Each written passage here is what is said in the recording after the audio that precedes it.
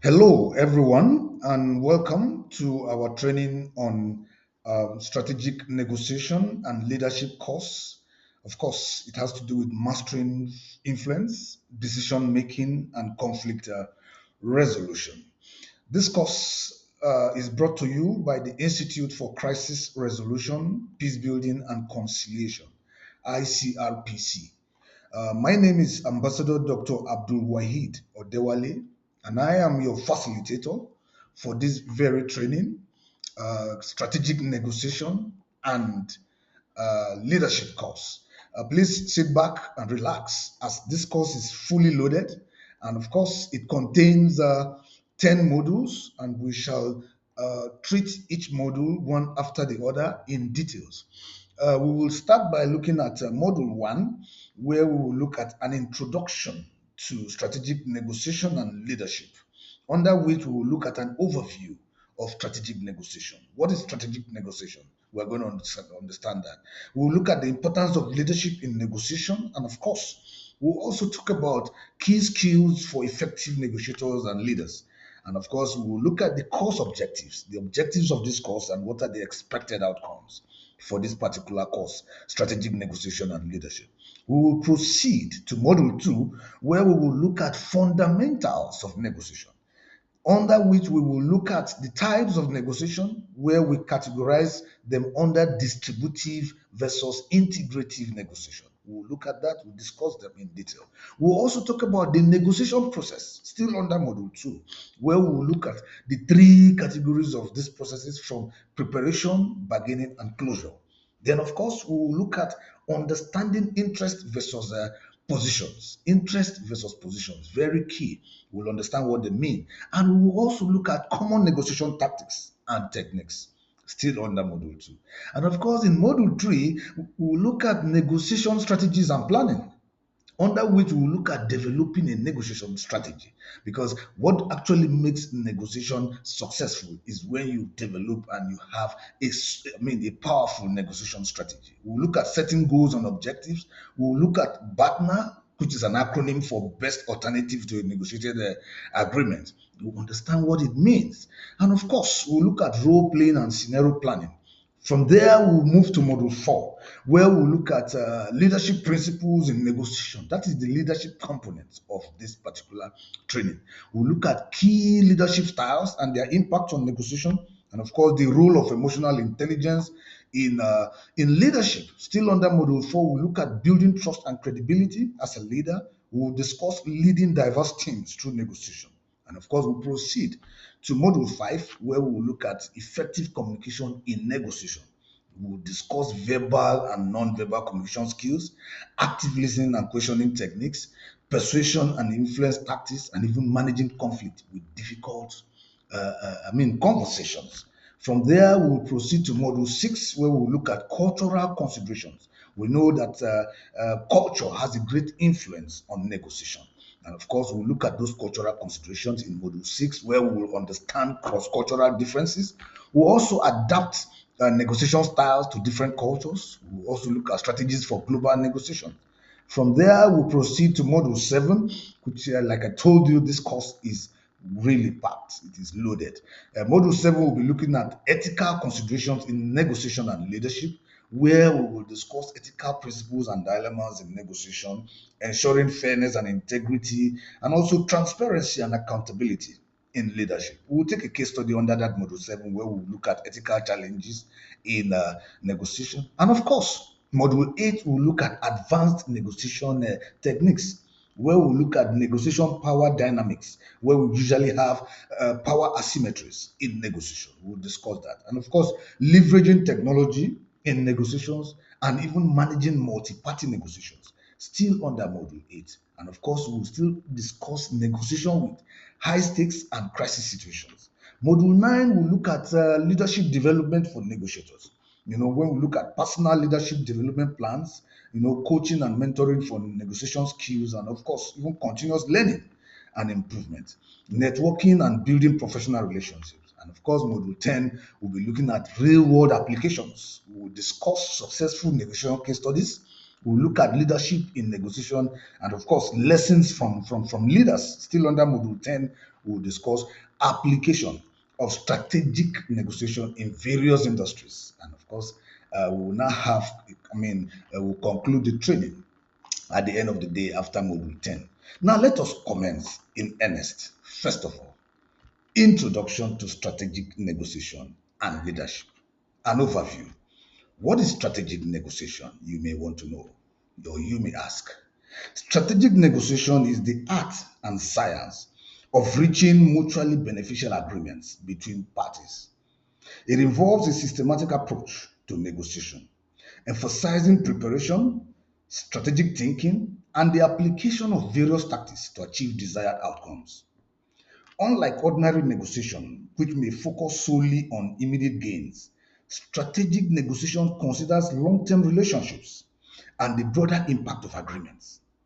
Negotiation is not merely a transactional exchange, but a complex interaction influenced by human psychology, cultural norms, and organizational dynamics. Strategic negotiators understand that successful negotiations require more than just skillful bargaining. They need to align their negotiation strategies with their overall objectives and the context in which they operate. In a business context, strategic negotiation is critical for securing contracts, managing partnerships, resolving conflicts, and navigating competitive markets. By adopting a strategic mindset, negotiators can better understand challenges, identify opportunities, and create value for all parties involved. Now let us talk about the importance of leadership in negotiation. What are the importance of leadership in negotiations? Of course, we must not forget that leadership plays a pivotal role in negotiation. Very important. Effective leaders are not only adept negotiators themselves, but they also inspire and guide their teams to negotiate effectively. Leadership in negotiation involves setting a vision, creating a positive negotiating environment, and fostering collaboration among team members and stakeholders. A leader's ability to influence, motivate, and communicate is crucial in negotiation. Leaders must be able to articulate their vision clearly, build trust, and manage conflicts constructively. They need to balance assertiveness with empathy, demonstrating both confidence and understanding. Furthermore, leaders often negotiate on behalf of the organizations, representing their interests while maintaining ethical standards and building long term relationships. This dual responsibility requires a nuanced understanding of both negotiation tactics and leadership principles. Now, what are the key skills? Key skills for effective negotiators and leaders. To excel in strategic negotiation and leadership, individuals must develop a diverse set of skills. These include one, communication skills. Effective negotiators and leaders must be articulate, persuasive, and capable of active listening. They need to convey their messages clearly and understand the perspectives of others. Emotional intelligence, number two, the ability to recognize, understand, and manage emotions is critical in negotiation. Emotional intelligence helps negotiators build rapport, manage stress, and respond to conflicts calmly and constructively. Number three, strategic thinking. Successful negotiators think strategically, considering the long term implications of their actions. They are adept at planning, setting goals, and anticipating the moves of their counterparts. Number four, problem solving. Negotiation often involves finding solutions to complex problems. Effective negotiators are creative thinkers who can identify interests, generate options, and develop mutually acceptable agreements. Number five, adaptability. Negotiations can be unacceptable, and leaders must be able to adapt to strategies in response to changing circumstances. So, flexibility and resilience are key traits of successful negotiators. Number six, ethical judgment. Maintaining integrity and ethical standards is essential in negotiation. Ethical negotiators build trust and credibility, which are vital for long term success. Now, of course, interpersonal skills, number seven. Building and maintaining positive relationship is crucial in negotiation. Interpersonal skills include empathy, collaboration, and the ability to manage conflict effectively.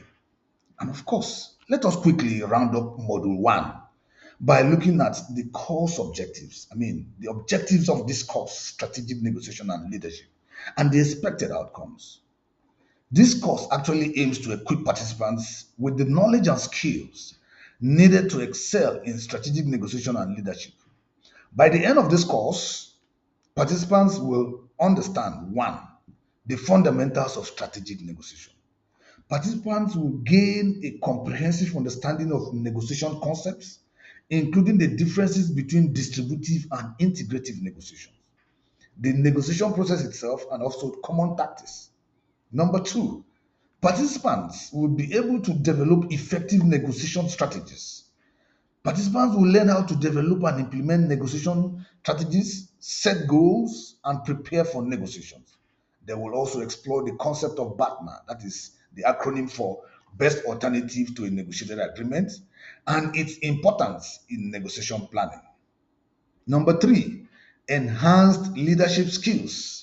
This course will cover key leadership principles, including different leadership styles, emotional intelligence, and building trust and credibility.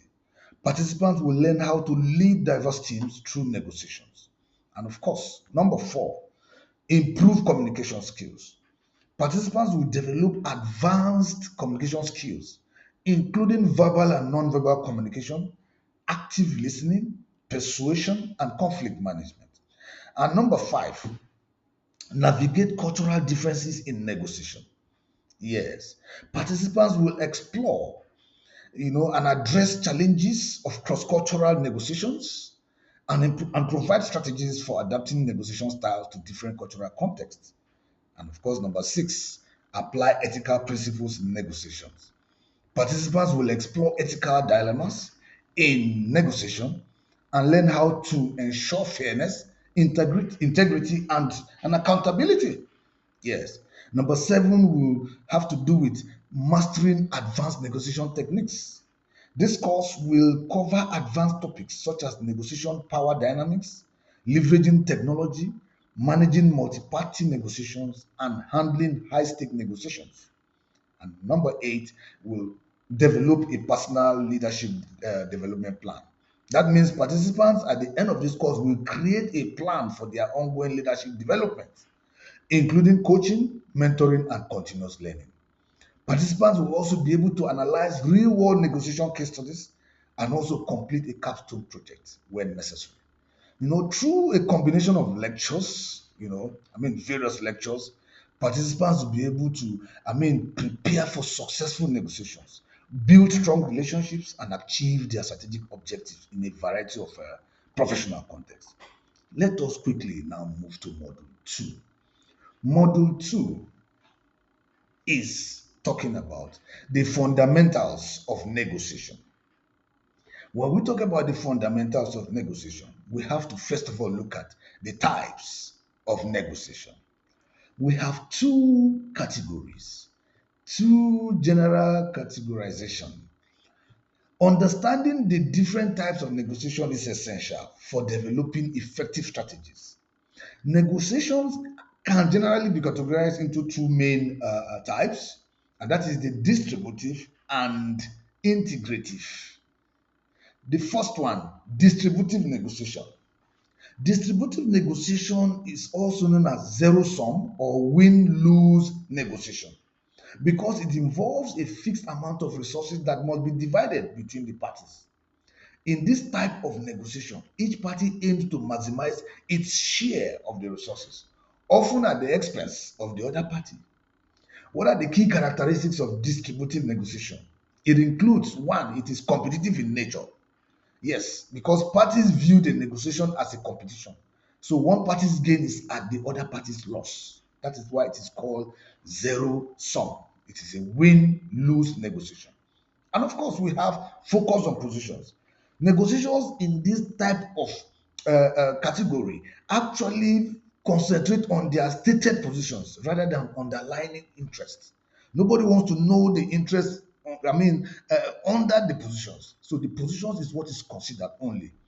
And the third aspect is that there is limited relationship focus. Under distributive negotiation, there is often limited emphasis on maintaining a long-term relationship with the other party. So, and it is short term, it has this short term orientation. The primary goal is to achieve immediate gains. And of course, let us look at some of the examples of distributive negotiation. Some of these examples include salary negotiations, price hagglings, and one party transactions. Transactions where the relationship is not a priority. When you have price negotiations between management and staff, it is usually distributive because it is competitive in nature, it is a win-lose, it is zero sum.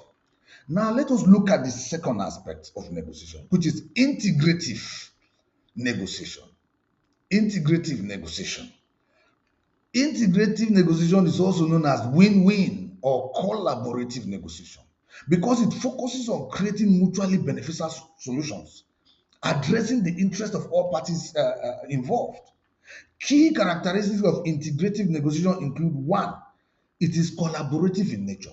That is integrative. It is collaborative in nature because parties work together to find solutions rather than satisfy both sides. It focuses on interests. So negotiators prioritize understanding and addressing underlying interests rather than sticking to rigid positions, just unlike distributive negotiation. So, and in integrative negotiation, another characteristic is that it builds relationship. It focuses on relationship building. There's a strong emphasis on maintaining and enhancing the relationship between the parties. And it has a long-term orientation. The goal is to achieve outcomes that benefit the parties in the long run. So we must put this into consideration. Now, what are the examples of integrative negotiation? It includes business partnerships. Examples of integrative like business partnerships, joint ventures as another example of integrative negotiation, and even team collaborations where ongoing relationships are crucial. So it is very, very important to understand the differences between these two categories. Now let us look at the negotiation process itself. Negotiation, is a process. Let us take that very quickly. And it can be broken down into three main stages. Stage one is preparation, stage two is bargaining, and stage three is closure. So each stage is crucial for achieving a successful outcome. The stage one being preparation, very important. Stage one being preparation is that preparation is the foundation of any successful negotiation. During this stage, negotiators rather gather information. They gather information, set objectives, and develop strategies. So, what are the key steps in the preparation stage? Under the preparation stage, the key steps include understanding interests, which involves identifying your own interest and the interest of the other party.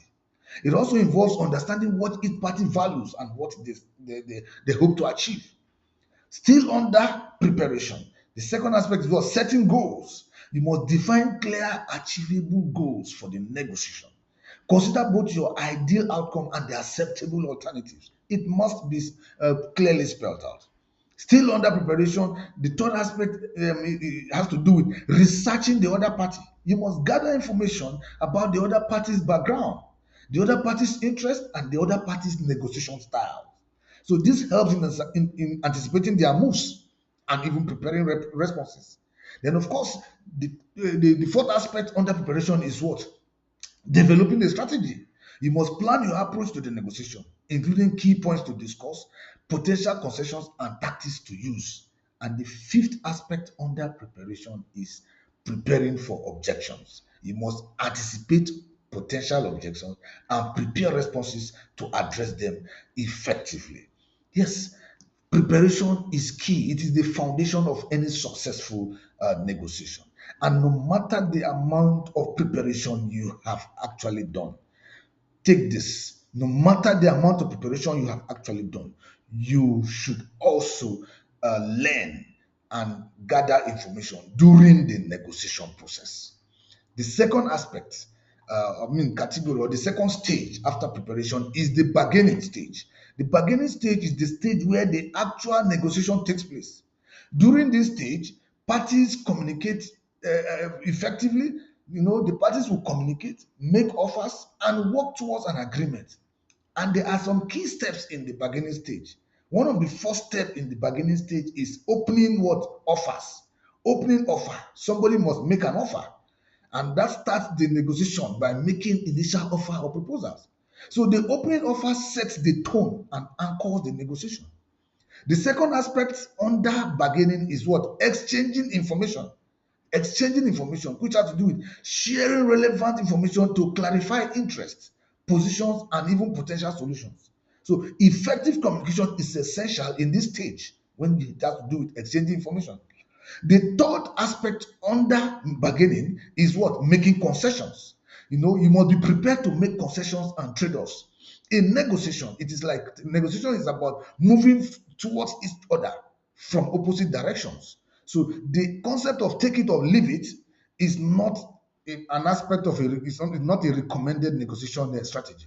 Take it or leave it is not there. So making concessions, so you must be prepared to make concessions and trade-offs during a negotiation process. And the fourth aspect is problem solving. You must engage in collaborative problem solving to find mutually beneficial solutions. So you have to focus on creative options, and maintain a professional conduct. And of course, the fifth aspect under bargaining is what? Managing emotions. You must keep emotions in check and maintain a professional demeanor. So emotional intelligence is crucial for navigating conflicts and building what? Rapport. And the final stage or the third stage under negotiation process is the closure stage, the stage for closure. Closure is the final stage of the negotiation process, and this is where parties formalize the agreement and ensure mutual understanding. So the key steps in this closure stage include: one, finalizing the agreement. Finalizing the agreement, which has to do with what? Review and confirm the terms of the agreement, ensure that all parties understand and agree to the terms. Then, two, documenting the agreement. The agreement has to be documented. Put the agreement in writing to avoid misunderstandings and also provide reference for future actions. And thirdly is to ensure commitment. Ensuring commitment. So ensuring commitment has to do with what? Confirm that all parties are committed to fulfilling their obligations under the agreement. You must establish mechanisms for monitoring and enforcing the agreement if necessary. And the fourth part of closure, under closure, is reflecting on the process. Reflecting on the process has to do with, reflecting on the process after the negotiation, so you have to reflect on the outcomes, identify lessons learned and areas of improvement in future negotiations. Let us quickly move to a very important aspect, which has to do with what? Understanding, understanding interests versus positions. A fundamental concept in negotiation is the distinction between interests and what? Positions. You must be very, very particular about that. Understanding this difference is crucial in achieving integrative or win-win outcomes. Positions, first of all, are the explicit demands or statements made by a party during a negotiation. They represent what a party says they want. Positions are often rigid and can lead to impasse if parties focus solely on defending their stated demands. For example, in a salary negotiation, a position might be, I want a 10% raise. That is a position. Then now let us look at the other aspect that has to do with what? Interest. Interest, on the other hand, are the underlying reasons, needs, and motivations behind the positions. What that means is that interest actually represents why a party wants what they want and why a party wants what they are asking for. So understanding interest allows negotiators to explore creative solutions and even address the true needs of both parties. So what we are trying to say here is that interests are actually, they are underneath. Interests are underneath. Interests are inherent. So positions are explicit. Positions are easily known, but we must know that positions are actually the byproduct of interest. Positions are the byproduct of interest. So what that means, we must actually take this into consideration. PIN PIN. That's what we call PIN, position, interest, and needs. So the interest, the needs is actually what gives birth to the positions.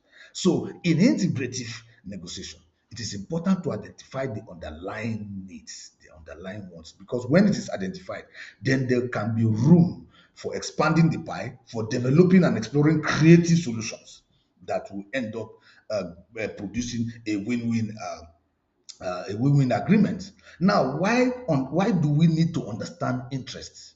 Why understanding interest is important? One reason is that it promotes collaboration. One reason for understanding interest is because it promotes collaboration. It focuses on focusing on interest actually encourages collaboration, and in fact, it also encourages problem solving because parties seek solutions that address the underlying needs of both parties. Another reason for understanding interest is because it facilitates creativity. Understanding interest allows negotiators to think creatively and explore a wider range of options, that might not be apparent when focusing only on positions.